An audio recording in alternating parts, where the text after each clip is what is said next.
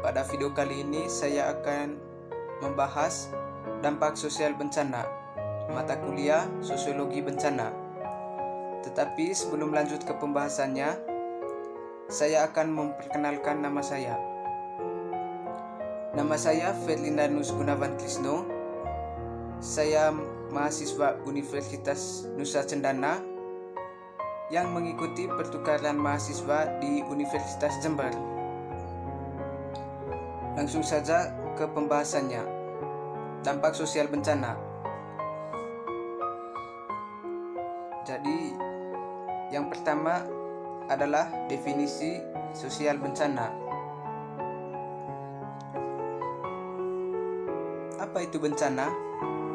Bencana adalah peristiwa atau rangkaian peristiwa yang mengancam dan mengganggu kehidupan dan penghidupan masyarakat yang disebabkan baik oleh faktor alam dan atau non-alam maupun faktor manusia, sehingga mengakibatkan timbulnya korban jiwa manusia, kerusakan lingkungan, kerugian harta benda, dan dampak psikologis. Suatu gangguan serius terhadap keberfungsian suatu masyarakat sehingga menyebabkan kerugian yang meluas pada kehidupan manusia dari segi materi, ekonomi, atau lingkungan, dan yang melampaui kemampuan masyarakat yang bersangkutan untuk mengatasi dan menggunakan sumber daya mereka sendiri.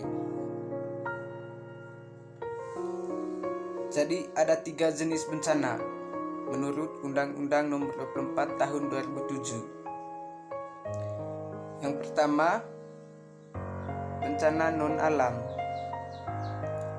Dan yang kedua, bencana alam. Yang ketiga, bencana sosial.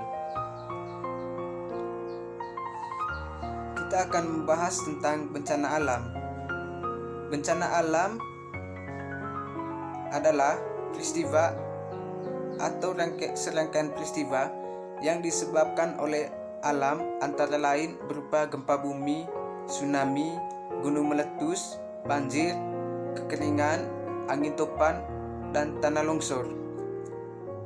Jadi, contoh kasus bencana alam ini seperti yang terjadi di Aceh beberapa tahun yang lalu, terjadinya tsunami di Aceh. Dan juga yang baru-baru ini terjadi badai Seroja yang menghantam sebagian NTT. Yang berikutnya,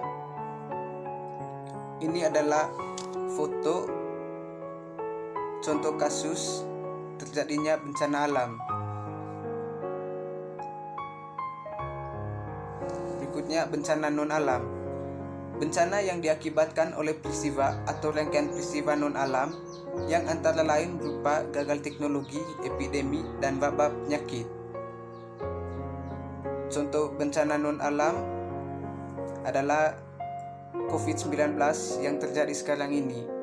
Itu adalah bagian dari bencana non-alam,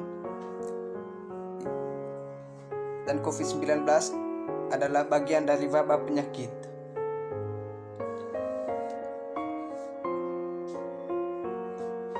Yang berikutnya, bencana sosial. Bencana sosial yang diakibatkan oleh peristiwa atau rangkaian peristiwa yang diakibatkan oleh manusia yang meliputi konflik sosial antar kelompok atau antar komunitas masyarakat dan teror.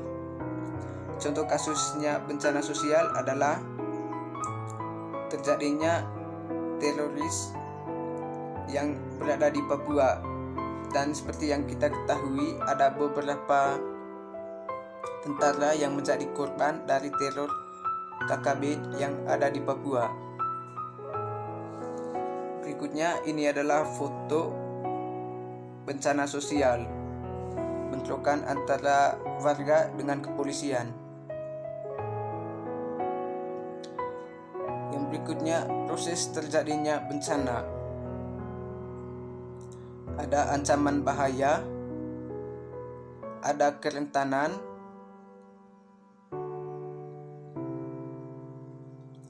ada pemicu,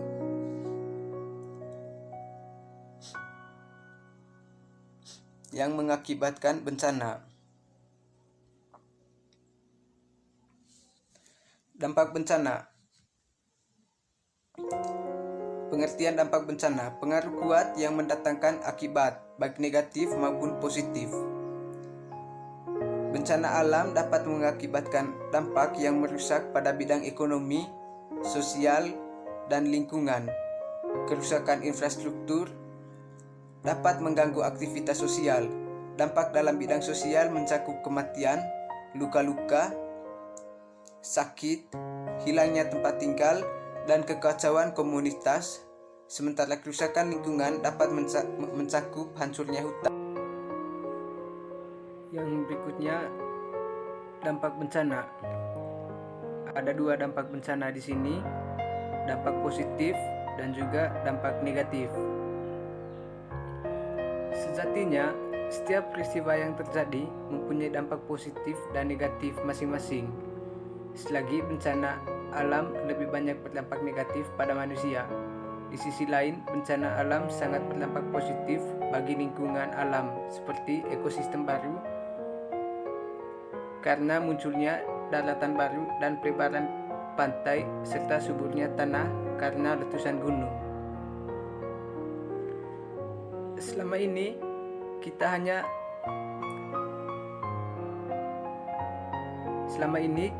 ketahui hanya dampak buruk dari bencana alam. Bencana alam dapat mengakibatkan dampak yang merusak pada bidang ekonomi, sosial, dan lingkungan. Kerusakan infrastruktur dapat mengganggu aktivitas sosial, korban jiwa, kerusakan ekosistem, dan hilangnya tempat tinggal. Yang perlu kita ketahui adalah bencana alam juga mempunyai dampak positif bagi kehidupan, seperti gempa bumi yang membuat mineral dan batu mulia naik ke permukaan sehingga lebih mudah untuk ditambang. Letusan gunung Merapi yang membuat tanah menjadi lebih subur karena abu vulkanik yang mengendap. Yang ketiga, gempa bumi yang membuat daratan-daratan baru dan pelebaran pantai. Yang berikutnya, meningkatkan kewaspadaan manusia. Dan yang terakhir, memicu ilmuwan-ilmuwan untuk menciptakan teknologi-teknologi baru yang bisa meminimalisir kemungkinan terjadinya bencana alam. Jadi, bencana alam juga dapat berdampak positif dan juga negatif, tetapi yang lebih banyak berdampak negatif. Setelah tadi kita membahas tentang dampak sosial bencana dan definisi dampak sosial bencana, berikutnya saya akan membahas tentang kerentanan sosial perempuan dan analisa risiko bencana. Yang pertama, kasus di India. Tsunami 2004 menyebabkan 391 korban meninggal perempuan dan 146 laki-laki. Di desa Pacan Kupam, seluruh korban adalah perempuan, dan wilayah Nagapatiman, daerah terpapar tsunami di Kabupaten Tamil Nadu, India Selatan, korban meninggal perempuan 2.406 dan 1.883 laki-laki. Kasus di Sri Lanka, tsunami tahun 2004, wilayah Kanapitipili, Saundarajan, Kabupaten Botikoloa, lebih dari setengah dari total 1.300 korban meninggal adalah perempuan.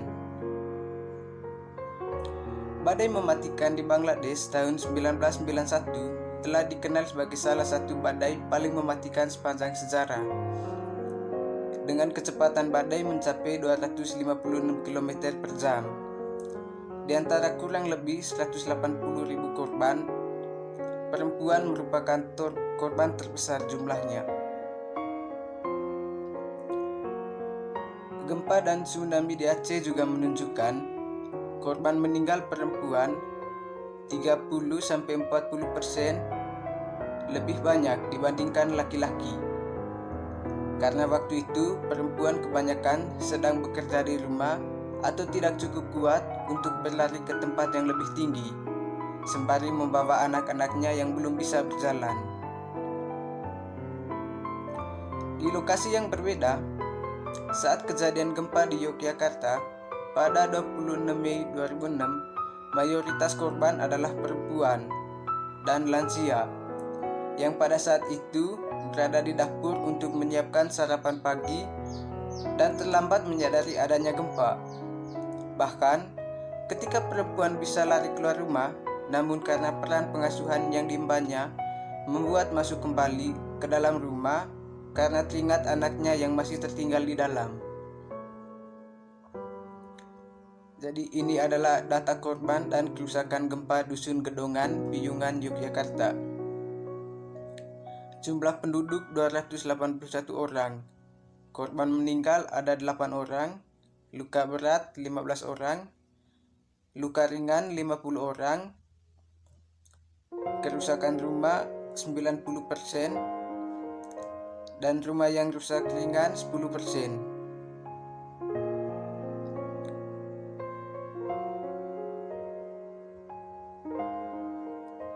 Jadi pertanyaannya, mengapa perempuan lebih rentan? Elaine Enerson tahun 2000 dalam tulisannya yang berjudul Gender and Natural Disasters menyatakan gender membentuk dunia sosial di dalamnya, di mana berbagai peristiwa alam terjadi.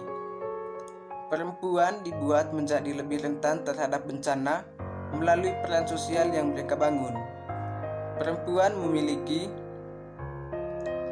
lebih sedikit akses ke sumber daya, misalnya jaringan sosial dan pengaruh transportasi, informasi, keterampilan, termasuk di dalamnya melek huruf.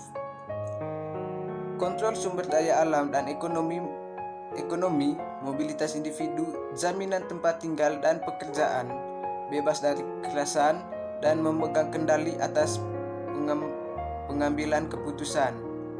Padahal itu semua penting dalam kesiapsiagaan bencana, mitigasi, dan rehabilitasi.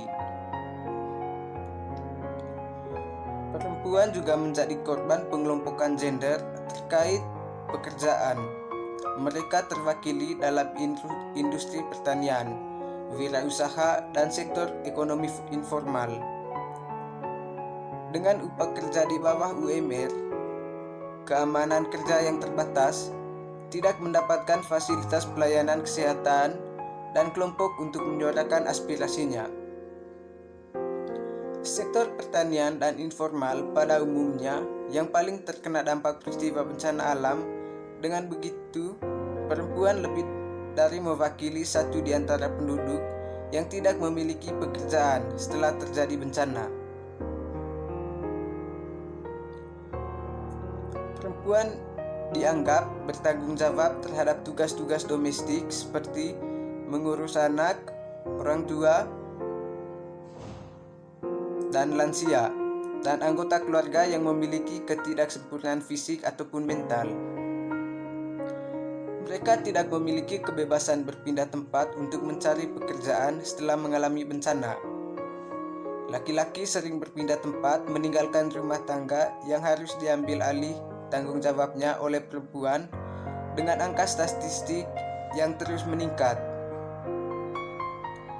Kegagalan untuk mengenali kenyataan ini, di mana perempuan mempunyai beban ganda sebagai pekerja produktif dan melanjutkan keturunan, berarti bahwa jangkauan penglihatan perempuan dalam masyarakat masih rendah. Perhatian kepada pemenuhan kebutuhan mereka tidaklah cukup, bahkan sangat menyedihkan.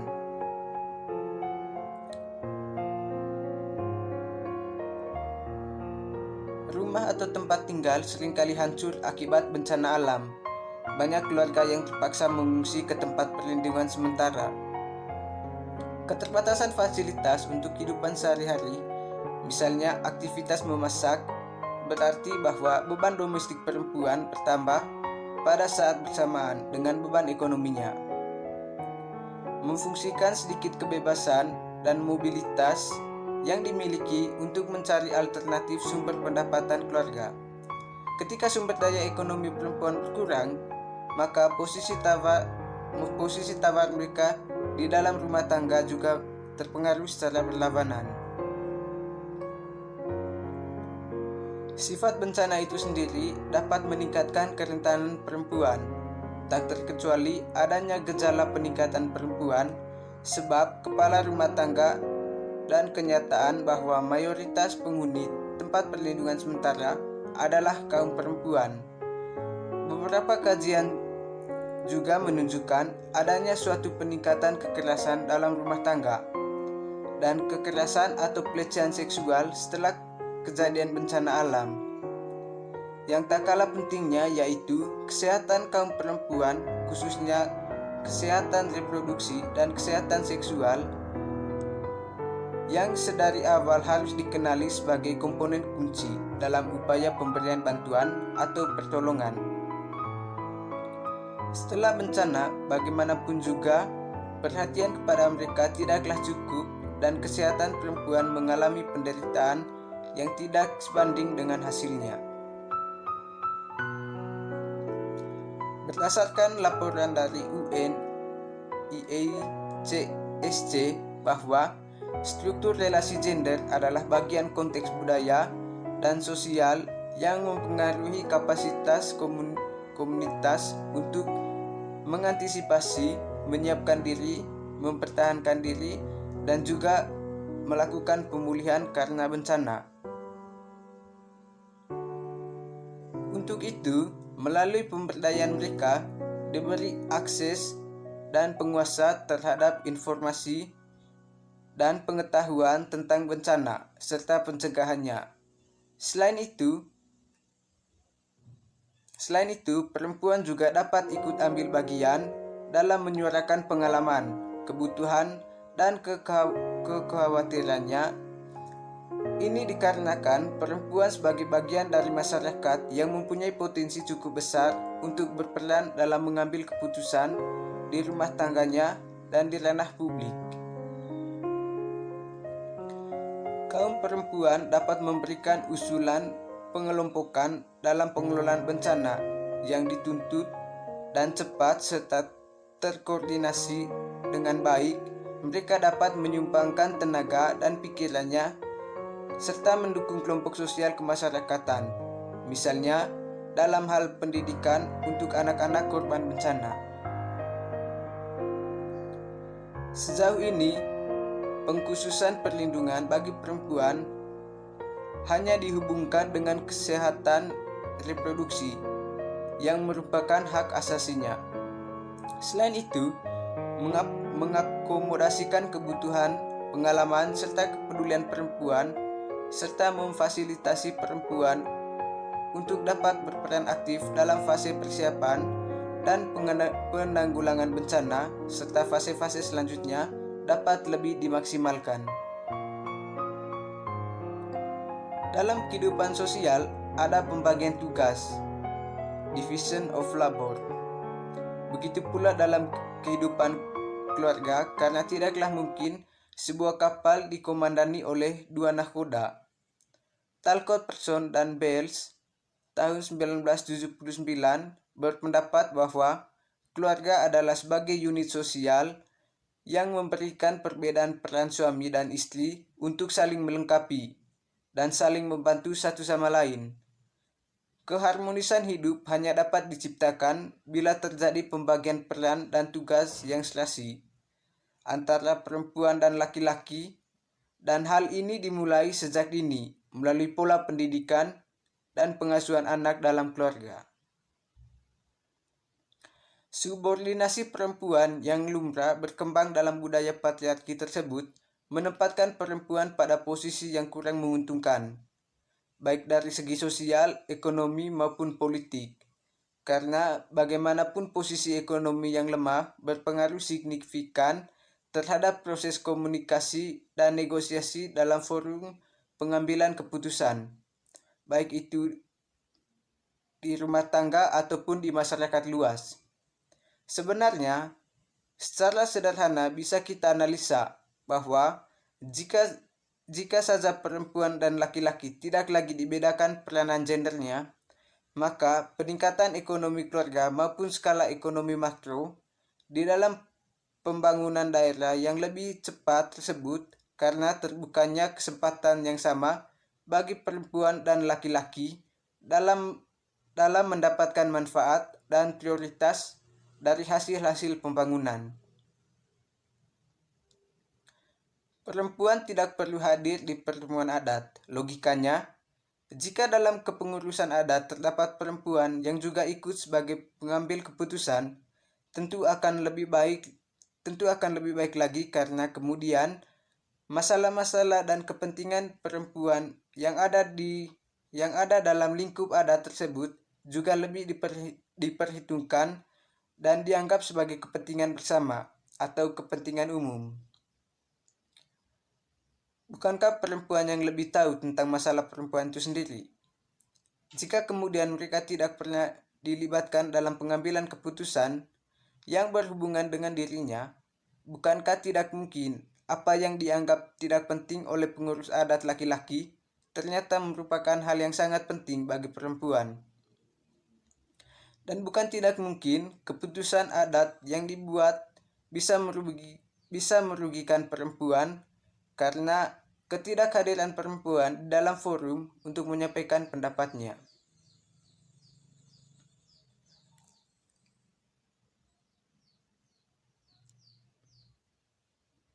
Meski seringkali terbatas akses informasi ataupun akses struktural, perempuan juga mampu mengambil peran aktif dalam peran-peran tertentu yang terkadang terlupakan oleh laki-laki, sehingga sikap dan peran aktif perempuan dapat memberikan pengaruh dalam mengubah konsepsi masyarakat terhadap kemampuan perempuan.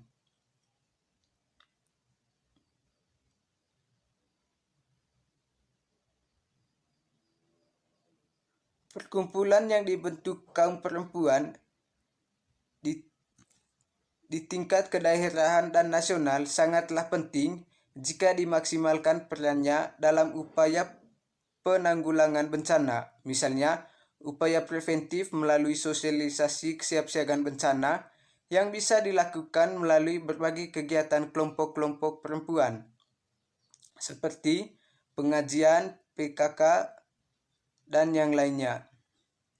Dan juga keterlibatan perempuan dalam proses-proses penanggulangan bencana di tingkat lokal atau pemerintahan desa, serta terlebih saat bencana melanda, bagaimana peran-peran yang telah dipersiapkan itu menjadi siap diaplikasikan, terutama untuk mengatasi beberapa persoalan yang muncul di kamp-kamp pengungsian.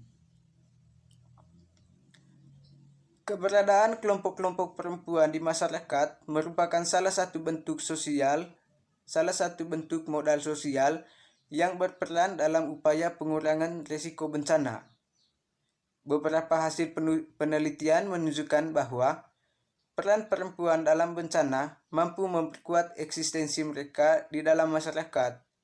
Sebagai contoh, saat badai Mitch datang tahun 1998, perempuan di Guatemala dan Honduras langsung membangun rumah, menyelamatkan persediaan air, dan membangun tempat perlindungan. Pentingnya peran perempuan dalam proses rekonstruksi pasca bencana ini telah mendorong sebuah LSM lokal untuk kampanye strategis.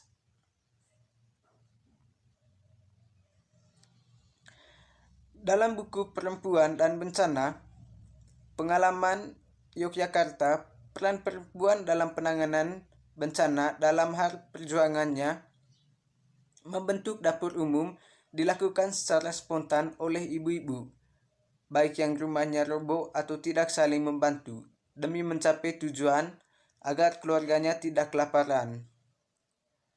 Selain itu, pemrakarsa pembentukan dapur umum khususnya yang didirikan oleh korban adalah kaum perempuan. Para perempuan tersebut adalah orang-orang yang aktif dalam organisasi di tingkat dusun maupun organisasi yang lebih besar di luar daerah tempat mereka tinggal.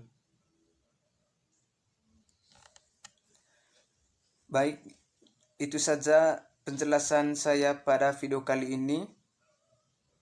Semoga dapat menambah wawasan dari teman-teman dan para pembaca. Terima kasih.